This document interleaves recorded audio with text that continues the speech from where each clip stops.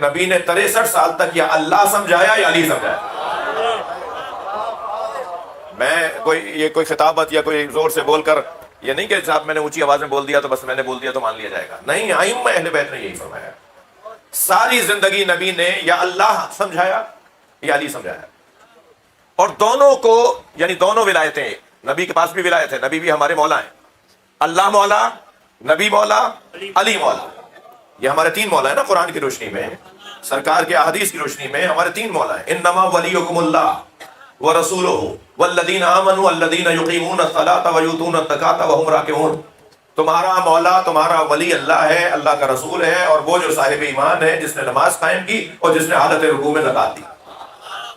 حالت رکوع میں زکات سب کو پتا ہے. بالاتفاق اس آیت کی تفسیر کے اندر سنی نے، شیعہ نے، سب نے لکھا ہے کہ آیت اس وقت نازل ہوئی جب مولا علی نے رکوع کی حالت میں فقیر کو جو مسجد میں آ کے کہہ رہا تھا مجھے کوئی اللہ کے دروازے سے دینے والا ہے،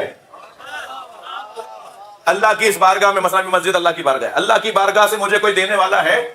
مولا علی حالت رکوع میں تھے. اہل سنت کہتے ہیں کہ مولا نے اپنی آبا گرا دی اور اشارہ کر دیا کہ اسے اٹھا لے. اور ہمارے علماء نے لکھا ہے کہ مولا نے اپنا ہاتھ رکوع کی حالت میں ایسے پھیلایا اور انگوٹھی کو ظاہر کیا کہ میری انگوٹھی اتار.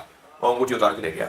جب یہ انگوٹھی اتار کر لے گیا تو آیت نازل ہوئی کہ تمہارا مولا اللہ ہے، تمہارا مولا اللہ کا رسول ہے، تمہارا مولا وہ ہے جو صاحب ایمان ہے، جس نے نماز قائم کی اور جس نے حالت رکوع میں زکات دی.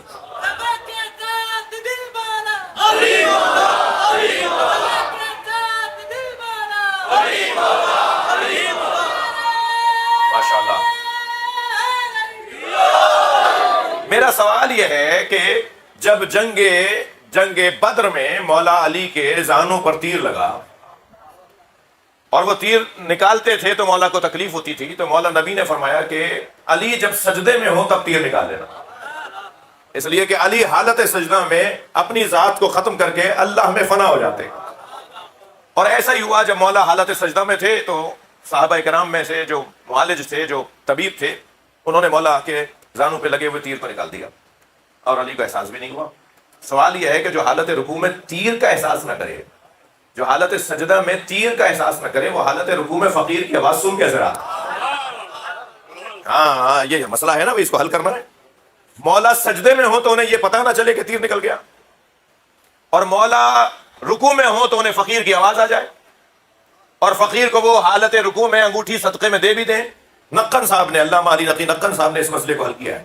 انہوں نے فرمایا کہ علی حالت نماز میں اللہ کی بارگاہ میں ہوتے ہیں، اور جو اللہ کی بارگاہ میں ہوتا ہے اسی کو وہ آواز آئے گی کہ جو اللہ کی بارگاہ میں مانگ رہا. مانگنے والے نے اللہ کی بارگاہ میں مانگا تھا، دے گا وہی جو اللہ کی بارگاہ میں ہوگا. اس نے مولا علی سے تو نہیں مانگا تھا، اس نے تو مسجد میں آ کے کہا تھا کہ اس بارگاہ سے مجھے کوئی دے گا. بھائی میں کچھ اور کہنا چاہ رہا ہوں. مسجد میں آ کر فقیر نے کہا مجھے اللہ کی بارگاہ سے کوئی دے گا، علی نے رکوع کی حالت میں دے دیا. تو مجھے یہ کہنے کا حق ہے نا کہ ہم جب اللہ کو پکاریں گے تو علی مدد کرے گا. اچھا، جب اللہ کو پکارنے پہ علی مدد کرے گا تو پھر یہ کیوں نہیں سمجھ میں آتا کہ جب علی کو پکارا جاتا ہے تو اللہ کو مان کر پکارا جاتا ہے؟ خبردار، مولا علی سے مدد مانگنے والا اللہ کا منکر نہیں ہے. اللہ پہنچایا نبی نے یا علی مولا پہنچائے نبی نے؟ تھکے ہوئے تو نہیں ہیں. میرے مولا رضا فرماتے ہیں کلمۃ لا الہ الا اللہ حصنی. اللہ کی حدیث ہے، حدیث قدسی ہے کہ لا الہ الا اللہ مجھ اللہ کا قلعہ ہے. جی کوٹ ہے، کوٹ چاچا بناؤ کوٹ. لا الہ الا اللہ مجھ اللہ کا قلعہ ہے. فمن دخل حصنی امن من عذابی. اور جو میرے قلعے میں داخل ہو گیا وہ میرے عذاب سے بچے گا. آ جاؤ میرے قلعے میں آ جاؤ، میں تمہیں عذاب نہیں دوں گا. یہ حدیث فرمانے کے بعد مولا رضا نے فرمایا کہ اللہ نے کچھ اور بھی فرمایا ہے، اور وہ یہ فرمایا ہے ولایت علی حصنی. علی کی ولایت مجھ اللہ کا قلعہ ہے. مولا علی کو ماننا گویا اللہ کی پناہ میں جانا ہے. سمجھو میرے بچوں، جتنا علی علی بولو گے اتنا اللہ سمجھ میں آئے گا. جتنا مولا علی سے وابستگی بڑھے گی اتنا اللہ سے وابستگی بڑھے گی. ولایت علی ابن ابی طالب حصنی، اللہ فرما رہا ہے علی کی ولایت مجھ اللہ کا قلعہ ہے. کبھی کہا لا الہ الا اللہ میرا قلعہ ہے، جو اس میں داخل ہو گیا وہ عذاب سے بچ گیا. کبھی اسی اللہ نے ارشاد فرمایا علی کی ولایت مجھ اللہ کا قلعہ ہے. جو اس قلعے میں داخل ہو گیا وہ مجھ سے میرے عذاب سے بچ گیا. یہ مولا رضا نے فرما کر اپنی محمل آگے بڑھائی. یعنی حضرت کی اونٹنی جس پہ حضرت تشریف فرما تھے محمل میں ہماری میں وہ آگے بڑھنے لگی. پردہ گرا دیا حضرت نے, میرے مولا رضا نے پردہ گرا دیا. ایسا لگا جیسے اب حضرت جا رہے ہیں, بس جو کہنا تھا کہہ دیا. تھوڑی سی سواری آگے بڑھی تو پھر حضرت کی سواری رک گئی. حضرت نے محمل کا پردہ ہٹایا. جو صحابہ کرام, جو چاہنے والے, کوئی 20,000 سے زیادہ مجمع تھا جو حضرت کا دیدار کر رہا تھا, انہوں نے ایک مرتبہ دیکھنا شروع کیا کہ حضرت اور کچھ فرمانا چاہتے تھے. فرماتے ہیں وَلَٰكِن بِشُرُوطِهَا, یہ جو اللہ کا قلعہ ہے نا, اس کی کچھ شرائط ہے. اس قلعے میں داخل ہو کر بچے گا وہ جو شرائط کو پورا کرے گا. یہ کہہ کے فرمایا وَأَنَا مِن شُرُوطِهَا, اور میں ان میں سے 8ویں شرط. جب تک تم ہم اہل بیت کو نہیں مانو گے, اللہ کے عذاب, صلوات پڑھ لیں محمد و آلہ.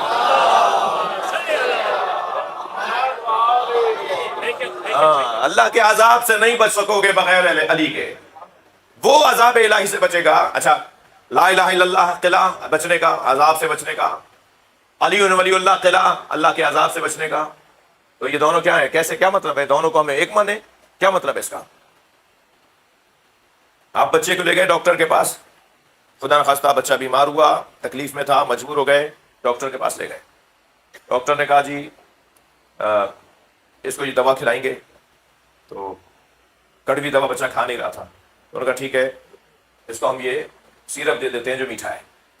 تو 2 علیحدہ ذائقوں کی چیزیں ضرور ہیں مگر تاثیر ہے. مثلا کبھی کیا ہوتا ہے کہ نہیں سیرپ نہیں دیں گے, انجیکشن لگائیں گے, تو وہ جو اس کا اثر تھا وہی اثر اس کا بھی ہے. تو ہیں 2 مختلف چیزیں مگر دونوں کا اثر ایک ہے. ایک ہے لا الہ الا اللہ, ایک ہے علی ولی اللہ, اور دونوں کا اثر ہے عذاب سے بچنا. صلوات محمد و آل محمد. میں اس ذوق کا نہیں ہوں, میرے پاس معلومات اس کی بہت زیادہ نہیں ہے, لیکن تصدیق کر کے آپ کو یہ جملہ کہہ رہا ہوں. ذمہ دار جگہ جہاں میں بیٹھا ہوں یہ ذمہ داری کی جگہ ہے. تو لا الہ الا اللہ کا عدد اگر آپ نکالیں گے نا, لا الہ الا اللہ کے عدد اگر نکالیں گے تو لا الہ الا اللہ کے عدد, لا الہ الا اللہ کے عدد پنجتن کے عدد ہے. عدد پنجتن کے جو عدد ہے وہی لا الہ الا اللہ کے. پروردگار عالم نے, وہ نہیں چاہتا کہ کوئی مجھے مانے بغیر علی. کہتا ضرورت ہی نہیں میرا کلمہ پڑھنے کی, ایسا کلمہ مجھے پسند ہی نہیں ہے جو علی کے بغیر ہو. لب لباب یہ ہے, خلاصہ یہ ہے کہ اللہ اپنے توحید کے عقیدے کو ہم سے تسلیم کرے گا, ہماری بات کو مان لے گا اگر ہم مولا علی کے ذریعے سے آئیں گے.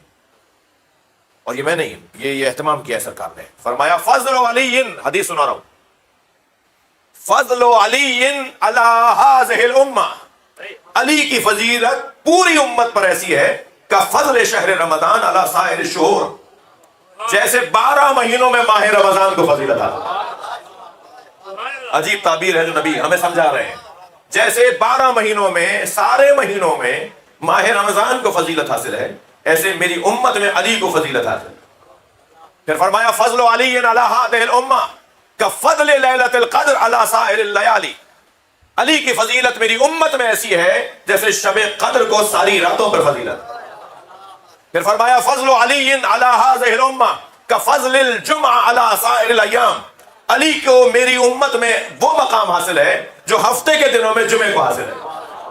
اچھا یہ کہہ کر رکے نہیں سرکار, فرمایا طوبی لمن آمن بہ وصدق بولایتہ وویل لمن جحدہ. توجہ چاہوں گا, نبی مکرم فرما رہے ہیں مبارک ہو اسے جو علی کو مانتا ہے.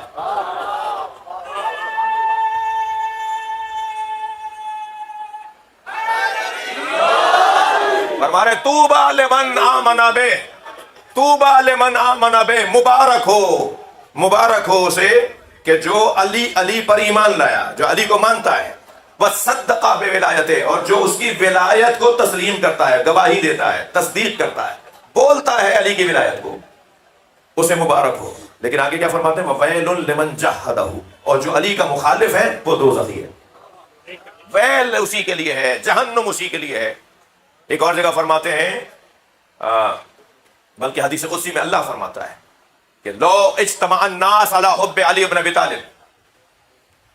سن رہے ہیں نہیں؟ لو اجتمع الناس علی حب علی بن ابی طالب, حدیث قدسی, اگر لوگ علی کی محبت پر متفق ہو جاتے لما خلقت النار, کو میں دوزخی نہ بناتا. صلوات پڑھ لیں نبی کی ذات پر.